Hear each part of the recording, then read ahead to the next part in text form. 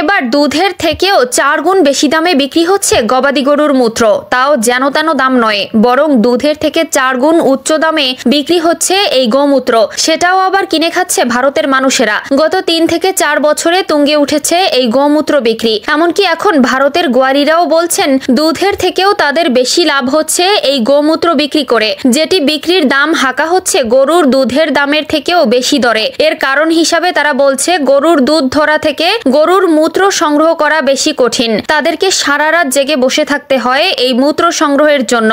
দেশটির গুজরাট, অন্ধ্রপ্রদেশ শহর আরো কয়েকটি রাজ্যের শহরগুলিতে এর আগেই গোমূত্র বিক্রির প্রচলন শুরু হলেও গত 3-4 বছরে এই গোমূত্র বিক্রি তুঙ্গে উঠেছে কলকাতায়ও। তবে প্রশ্ন হচ্ছে কেন বিক্রি হচ্ছে গোমূত্র, কারাই বা খাচ্ছে এই অখাদ্যটি, কি হয় এই গোমূত্র দিয়ে, এর কি কোনো আধ্যাত্মিক শক্তি আছে? আজকে আমরা আলোচনা করব এই বিষয় সম্পর্কেই, তাই পুরো ভিডিওটি না টেনে দেখতে থাকুন।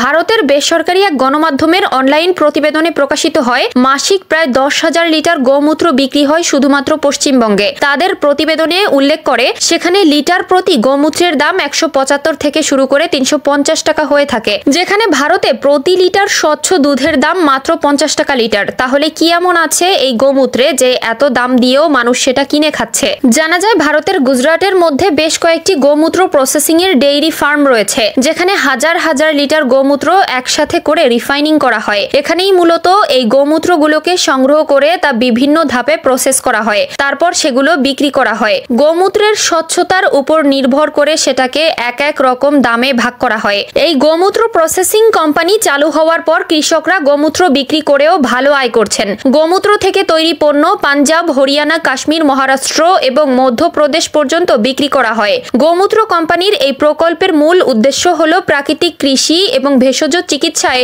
গোমূত্রকে কাজে লাগিয়ে নতুন আলোড়ন সৃষ্টি করা। প্রতিষ্ঠানটি কৃষকদের কাছ থেকে নির্দিষ্ট মূল্যে গোমূত্র সংগ্রহ করে এবং তা প্রক্রিয়াজাত করার পরে বিভিন্ন জৈব সার, ভেষজ ওষুধ, ক্রিম, ফেসওয়াশ এবং শ্যাম্পু উৎপাদনের উপাদান হিসেবে ব্যবহার করে। তাদের মতে আয়ুর্বেদ শাস্ত্রে গোমূত্র ব্যবহারের অনেক উপকারিতা রয়েছে, তবে সেগুলো শুধুমাত্র কৃষি জমিতে ব্যবহারের জন্য উপযোগী। সরাসরি গোমূত্র অথবা তার থেকে তৈরি সার জৈব চাষের জন্য অপরিহার্য।